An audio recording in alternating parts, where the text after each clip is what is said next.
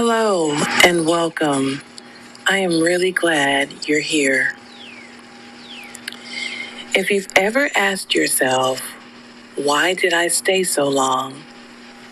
I want to begin by asking you to set that question down just for a moment without judgment.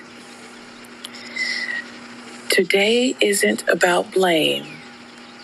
It's about understanding. For a long time, I believed that staying meant I was loyal, patient, compassionate. What I didn't yet understand was that I wasn't staying because I didn't see the harm. I was staying because my nervous system had learned that love felt unpredictable, and unpredictably felt familiar. He did not begin cruel. He began attentive. I'm going to repeat that. He did not begin cruel. He began attentive. That attention felt intoxicating to someone who had grown up being monitored rather than emotionally held. When his attention slowly turned into scrutiny, I told myself it was care. When affection was withdrawn, I searched myself for the mistake. I was very good at that, finding the fault in myself. That wasn't an accident. That was conditioning. One of the biggest misunderstandings about trauma bonds is that they're about weakness. They're not. I'm going to repeat that.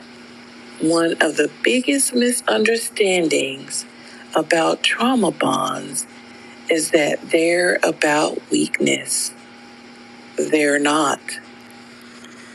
Trauma bonding is not attachment to a person. It is attachment to relief. Okay, I want to say it one more time to bring it home. Trauma bonding is not attachment to a person.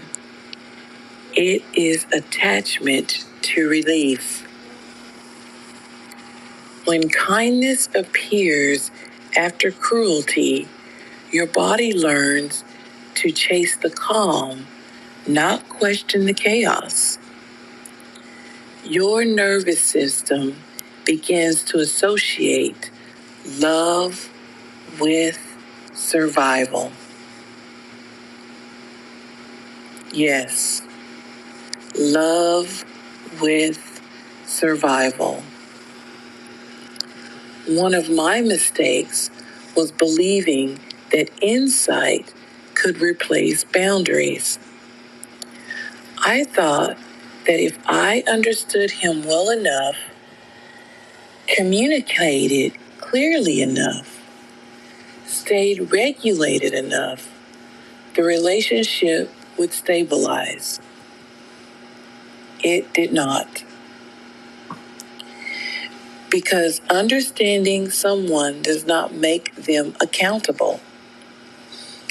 And empathy does not protect you from harm. I also stayed because leaving felt like abandonment. Let's rest there for a moment.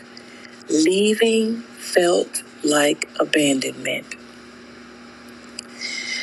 And for someone raised to believe that abandonment was the greatest danger, staying felt safer, even when it was costing me myself. Okay? even when it was costing me myself. If you're listening to this and recognizing yourself, I want you to hear this clearly. You did not stay because you were broken. You stayed because you adapted.